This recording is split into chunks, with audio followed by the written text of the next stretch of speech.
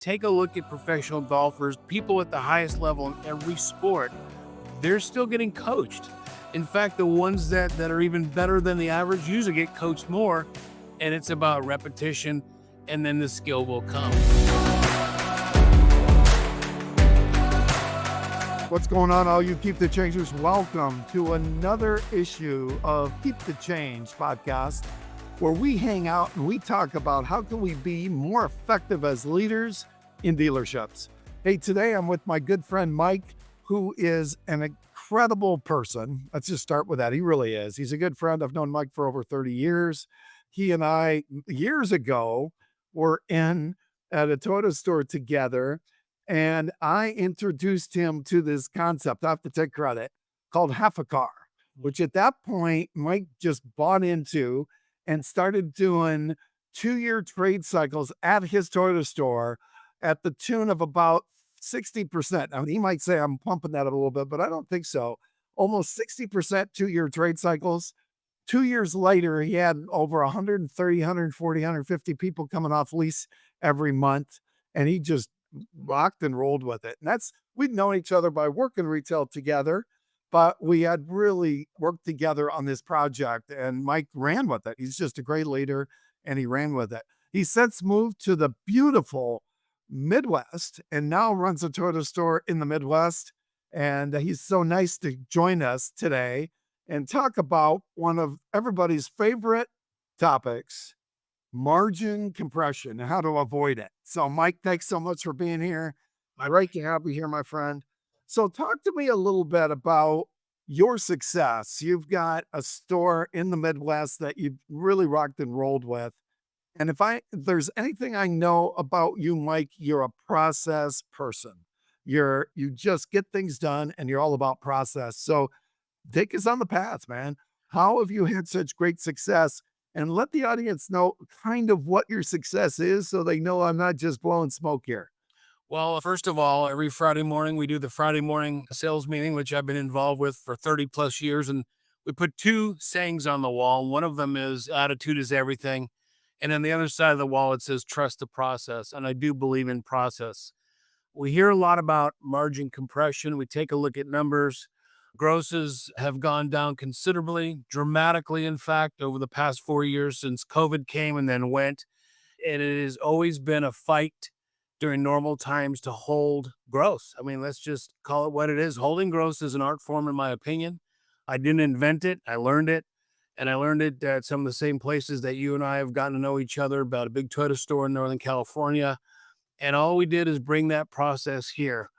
And when you hear margin compression, you have to somehow figure out how to get the gross back. And there's many ways to do it. And it's definitely through process. So one of the things that we do here, it's our appraisal process. It's imperative that you don't just appraise the car. The salesmen have to be actively involved. We use Kelley Blue Book Instant Cash Offer. Every customer is required, or every salesman is required with the customer to do that walk around. I'm kind of old school. We used to call it the silent walk around. Touch the dings and dents and scratches and accentuate the negatives of the car to get the customer involved. So the customer should always be out there doing that walk around with the salesperson before they come back in.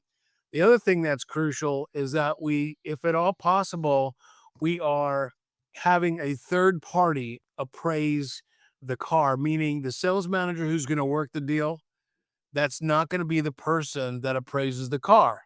And the reason for that is we ask that appraisers, usually our used car manager or myself, is to hit that car ultra conservatively and convince that sales manager that's worth less.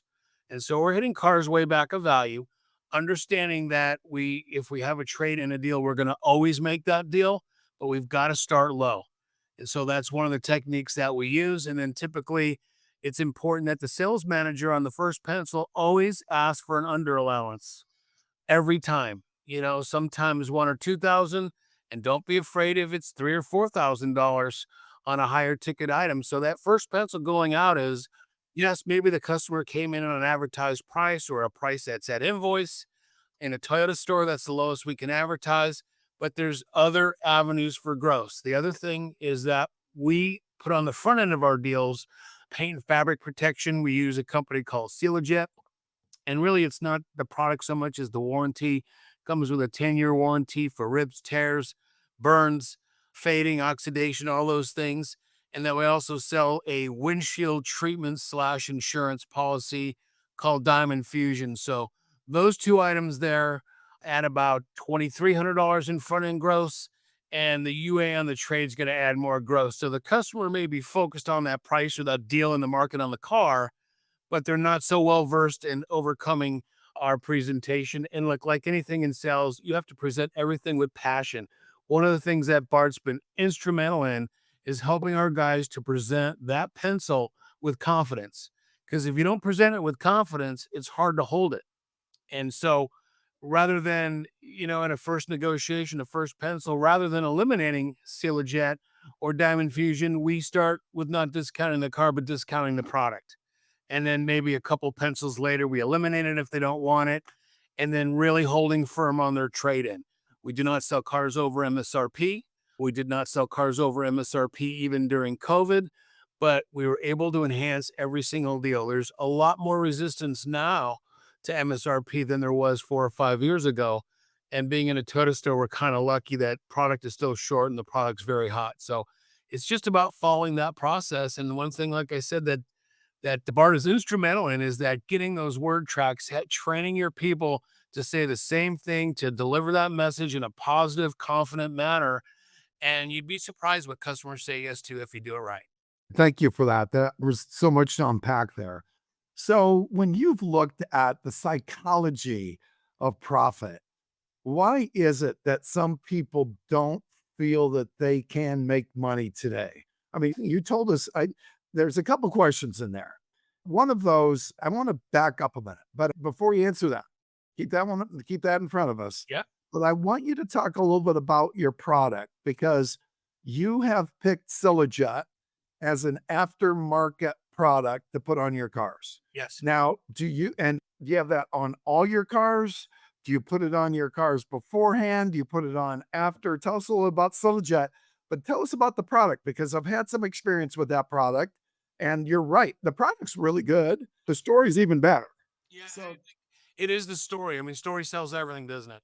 yeah. So I'm not here as a advertising for Jet. It's who I ended up using a long time ago. I will say it is a great product. It works well, but more importantly, it's the warranty. Give you an example. I went and bought some furniture for our home, and I don't even know if they treat it. They just sell you a warranty, and then the light bulb went off. It's not so much the product, and Jet's a great product. It's the warranty. And a lot of people here, there's like a 25 or 30% smoking ratio, occurrence here in the Midwest. So it covers rips and tears and burns. So it's about pitching the whole thing. Now we do not preload, but we have on every single desk there's propaganda, there's pictures of Jay Leno, there's links to the video, there's little samples of what it does. And it's about, the old, I hate to sound cliche, but it's selling the sizzle. And what we found is that Jet at most dealerships is sold in finance. I think finance has too much to do to wrap up that finance deal, with the right margin on the rate and wrap in a warranty, maintenance, and gap. That we here at this store, Jet and the windshield Diamond Fusion are front end gross items, and we pay the salesman on them. Because otherwise, they're just not interested. And it can't be an afterthought. It has to be part of the initial conversation. The salesman pitches the products before they even go get the first pencil. And so every first pencil has Jet and Diamond Fusion. And it's not an introduction, it's just the penciling of it. I mean, they show the product, they go over the warranty, it's on our website, and it's everywhere. You cannot avoid it if you walk into the dealership. Everybody knows what Jet is. And I'll tell you, we made over $800,000 in front end gross last year just on Jet and Diamond Fusion. Viable gross to salesman. That is just a huge wake up call for a lot of people listening, I'm sure. So back to your first question I asked you, and that is, where is it? You've been doing this a long time, Mike. You've been in this business for 40 years. You've ran some good stores. You've always had a propensity to know how to make money. You just frankly know how to make money more than a lot of people that are in dealerships. They've even used you in your group to train other general managers on how to make money with different franchises. So tell me a little bit about it. What is it that you've talked process, you've made it really clear, you've talked training, your people are trained, they say the same thing over and over again. You talked your Friday morning sales meetings, which frankly, ladies and gentlemen, Mike has had for 40 years. Have you been doing this 40? Yeah, Yeah. almost 41. Well, yeah, for 40 years, Mike's been doing his Friday morning sales meetings, right? Yeah. And he's the one who does them as the general manager of the store, and it's consistent. And so tell me, I mean, consistency is who you are, right, Mike? I mean, Well, you've had the same haircut for about 30 years, buddy. I got lucky and all stayed with me. So, but why don't some stores do that? Why is it that some get it and some don't? Well, I've heard a lot of analogies. One of them was Yul Brenner, and Yul Brenner, as a lot of you know, did perform The King and I like 3,000 times. Mm. I heard him interview one time, and he says every time he goes on stage, it's the first performance of his life. And I'm almost I'm almost consistent to be called boring. It's the same. My meetings are the same. And there's a saying that Bart has said a million times. Repetition is the mother of skill. And it's the same thing over and over and over again. Take a look at professional golfers, people at the highest level in every sport. They're still getting coached. In fact, the ones that are even better than the average usually get coached more, and it's about repetition, and then the skill will come. So this is a this is not a dress rehearsal. This is an act every day. I tell my salesmen, I have for years, they're actors. They have to sell with passion. Gross is a state of mind. Yeah. Getting a good deal is a state of mind, and we've known this for years in the car business. The more you make, the happier the customer is. The customer that comes in and has been to 10 dealers and shopped and wants to beat you up to the last penny, he still thinks you're making thousands of dollars, and they tend to be less happy. And we'll take those deals too. We want them all. One thing I learned from the big store I ran in California was you work every deal the same way. You ask for profit at every corner. And at the end of the day, no matter what, you take the deal. You just take the deal. You go through the process. If the salesman understands that if they do everything they're asked to, that's reason enough to do a deal, not just to profit. If we got to lose 2 grand, but the guy did everything and it's a momentum and it's a Saturday morning, we're rolling that car. So we take diggers too. But when we have opportunities to make good gross, we make really good gross. I mean, we had a couple of vouchers yesterday that were over $2,000 each. Oh, Sales, and that's a lot of money to sell a car in the Midwest. These guys, my average guy makes about 85,000 a year selling cars. congratulations for that. I know that means a lot to you. Oh, the Bec- more they make, the better. yeah. You know what's so interesting? Again, we've been doing this, but one thing you and I talked about, what, last week was consistency in process, but that the business really hasn't changed. Well, we know it's changed dramatically, but there's these foundational principles that haven't changed. We still find that stores who make the most money do the 10 steps. We still find a great meet and greet is important. We don't take that lightly. You have me training that every time I come in every couple months and you say, I want to train on the steps, on the meet and greet, on asking questions, on getting him on the right car, on doing a great walk around, on doing a great demo, on asking him after the demo, how's it feel? Come on in, getting him inside, giving him numbers. Everything has been just A, B, C, D, one, two, three, four for you ever since we got in the business. Now, what's fascinating about that too, as we talk about process, Eustace Wolfington, Mike, your buddy, you remember Eustace? Yes. And the reason I bring up that's Mike's buddy, and you've never met him, but he was the founder of Half a Car. And Mike, again, was instrumental in his store that he ran in California doing the 2-year trade cycle. But Eustace used to say it's about the people, the product, the process, and the place. So Steve Cornelius, our friend, used to always say, it's about the product, right? You, and Steve was this too, because we learned a lot from Steve. Yep. You learned it's really about the product is great, which you have the product, but you've got to have a process. And you've led GMC Buick stores when they existed Yep. and put processes in place and were massively profitable. Yep. And yet we get process. We get that's who you are. That's really, I think it's in your middle name, Mike Process Luner. That's right. But the people, dude, they don't leave you. I mean, you build long-term relationships. You and I have known each other almost 40 years. Yeah. We worked together at a Dodge store, Yeah. right? And I was a finance manager and you were a salesman, Correct. right? Back in the day. So we've known each other forever. You have a lot of long-term relationships, but you at every store you go to, because you make a money, you have people that stay with you. Yeah. So talk to me about your lack of turnover and because people don't leave you, and why do you think besides the money, we know that's happening, but why is that happening with you that you just don't have anybody leave? Well, I don't think money's not number one, but it is a critical factor. I think it's the same consistency that I approach training with is the same consistency that I approach management with. They're never afraid to speak their piece. They don't feel like they have to walk on eggshells to speak to me. My door is always open. We can always agree to disagree. And I challenge them. Look, if I've asked you to do something you don't agree, let's go. If you've got a different way to do it, let's give it a shot. I'm going to let you run with it.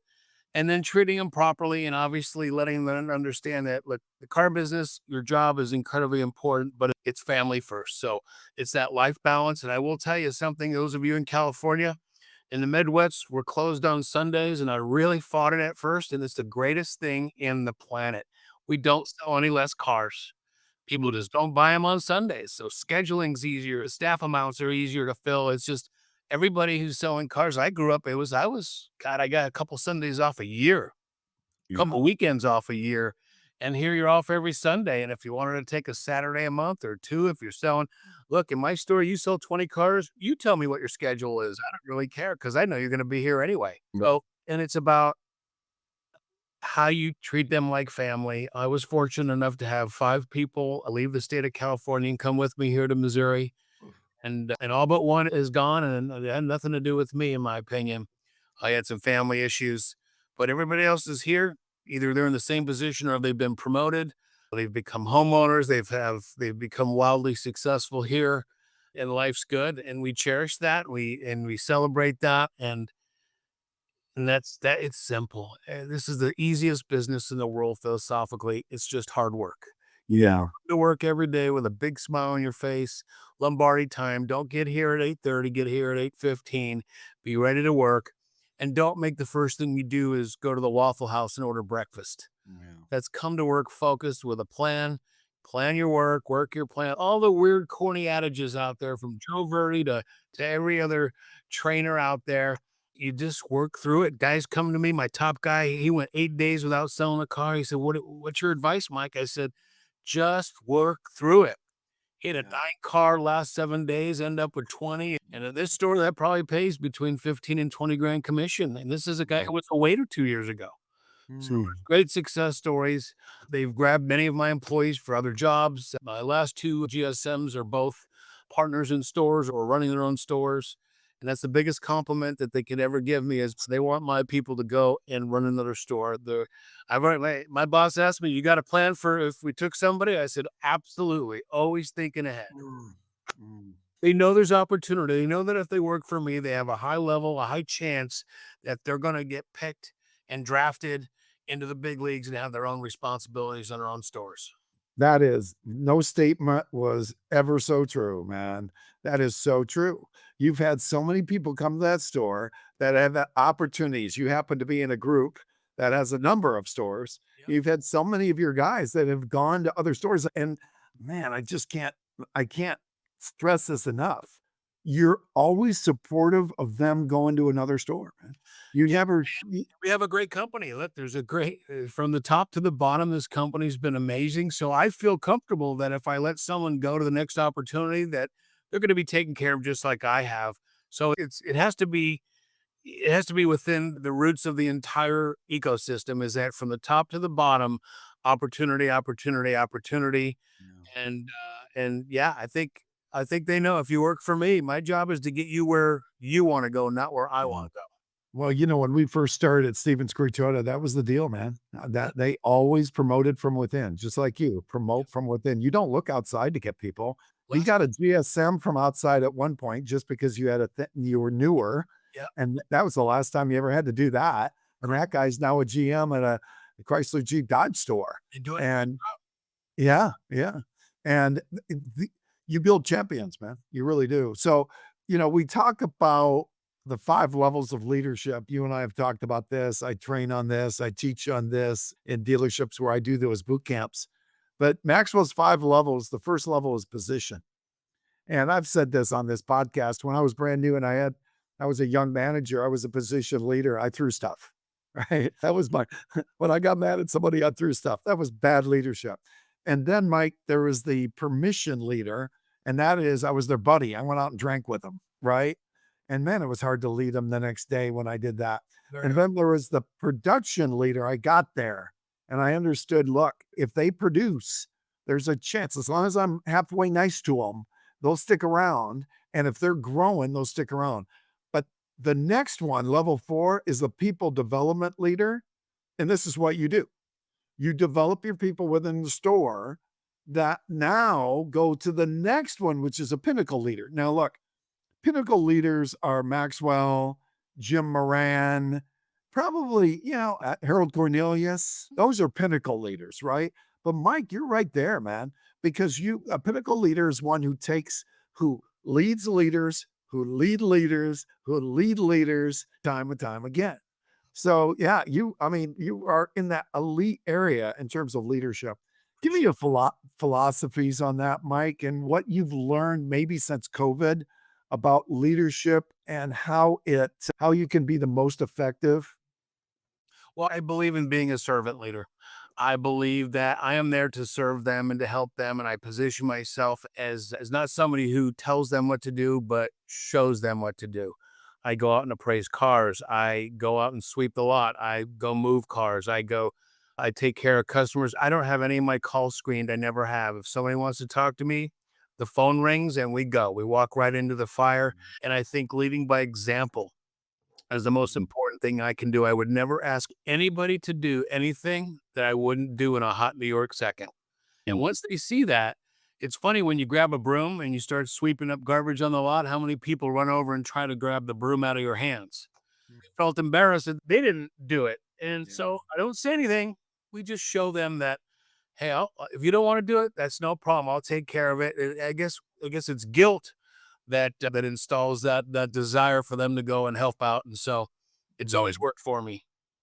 So I'm reminded of, without getting into details because I don't want to embarrass anybody, but of course your GSM was a finance manager and you take a lot of pride in your finance managers playing at an elite level. You always have. And you've got some young finance managers in there now that came from the floor. Yep. And when they first started, they had some stuff going on. Young, Yep. right? They had life, as our friend Danny would say. They were doing life, right? And but you didn't give up on them, right? You said, you know what? If you see they have talent and they're a pretty good person, you're going to do everything possible to develop them as a human and also develop their talent. And this particular young man is now one of your top producers in finance, right? I mean, he's a superstar at a young age. These guys are killers. They're just, and they're all homegrown. Even our director came from another store as a promotion. The other 2 came off the floor. And I will tell you, at some point, I hope my GSM gets a tap on the shoulder and he'll take over a store. And I already know exactly who's going where. We're going to put someone off the floor in finance, take somebody out of finance, put them on the desk. It'll be a seamless transition. And because they don't have to hire anybody, I don't have to retrain anybody. They all know the process. It's about, I think this is a Harold Cornelius. Maybe it's a Steve Cornelius. We sell cars for fun and profit. Yeah. Profit's not a dirty word. Yeah. For those of you who don't know who that is, Stevens Creek Toyota is actually consistently for the last, oh my gosh, 40 years, been one of the top Toyota dealerships in Northern California.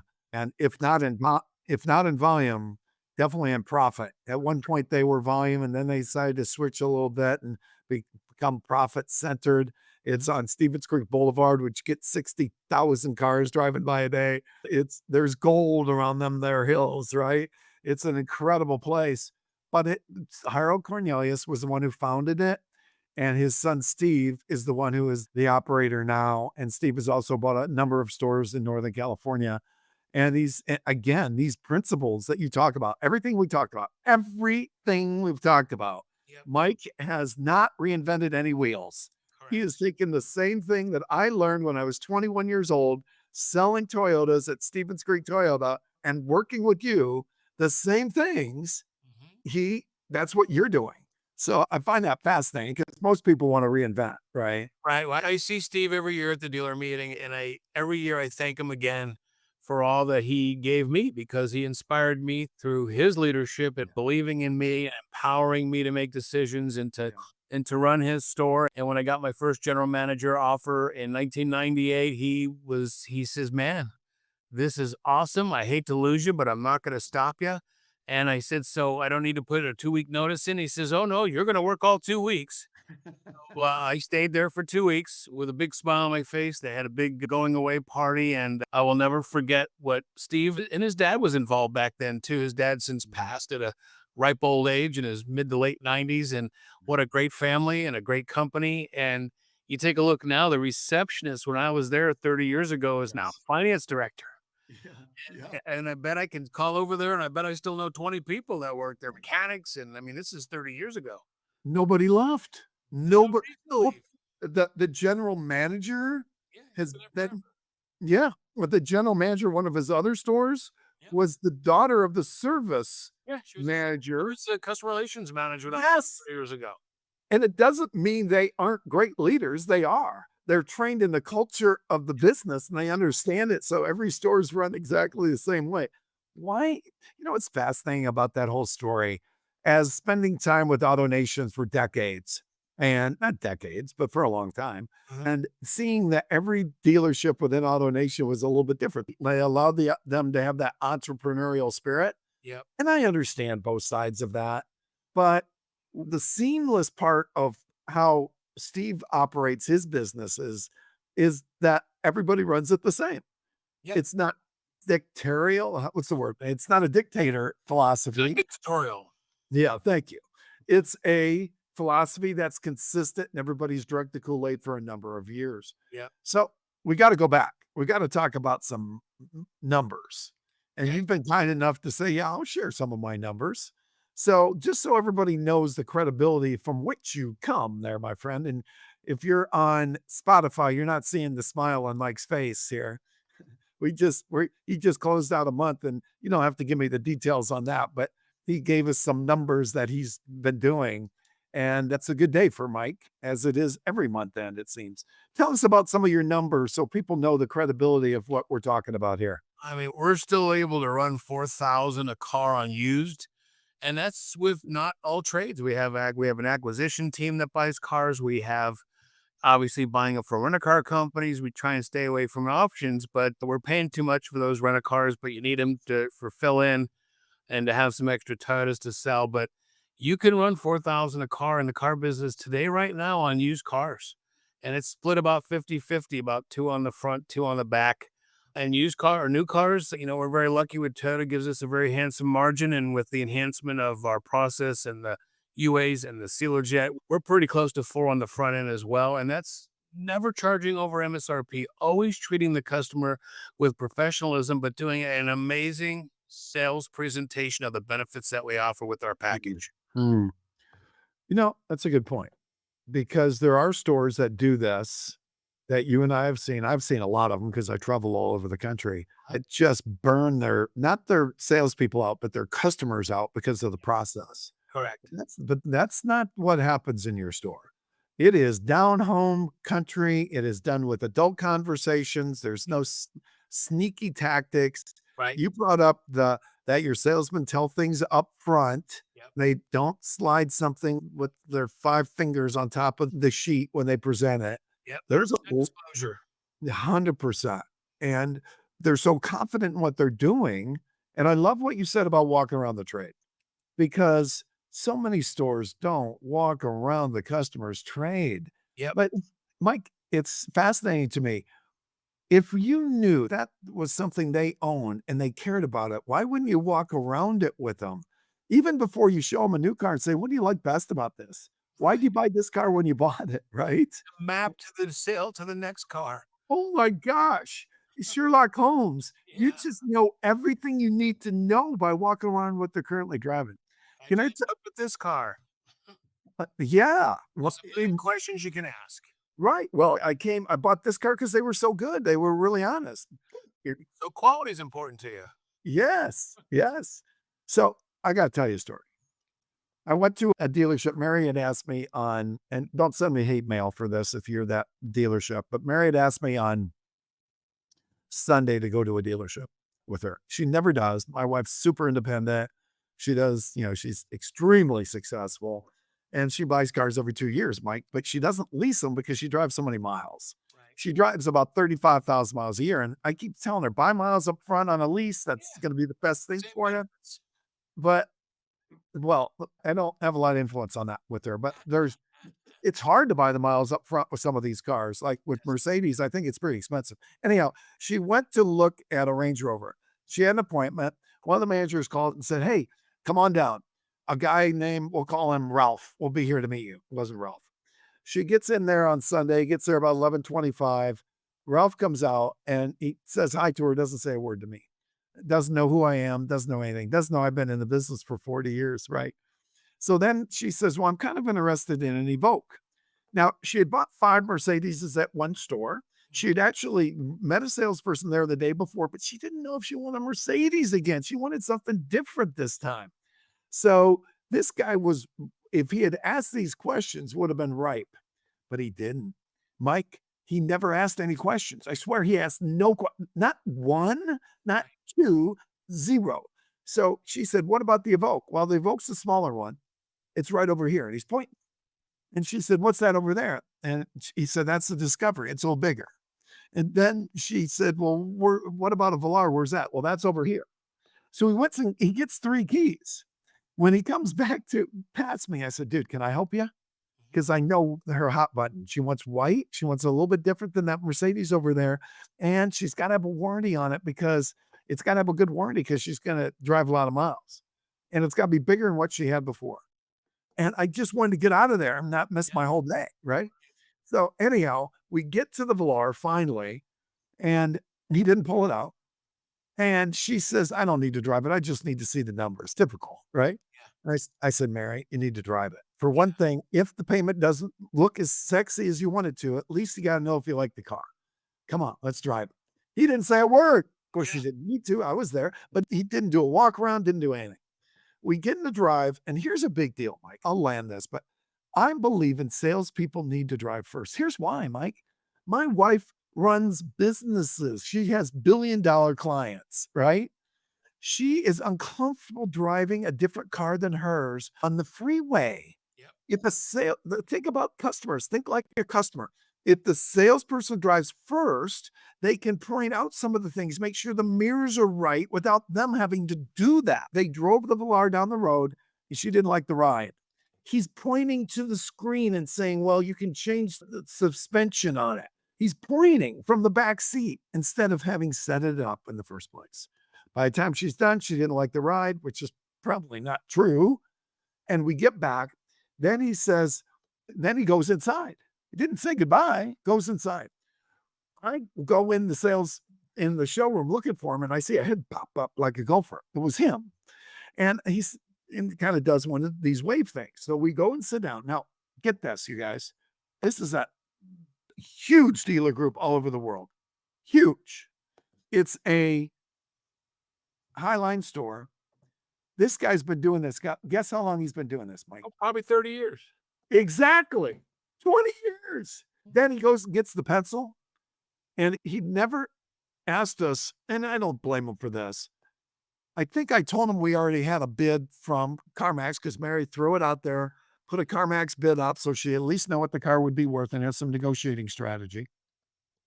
They said 24.8. This guy came back at 19.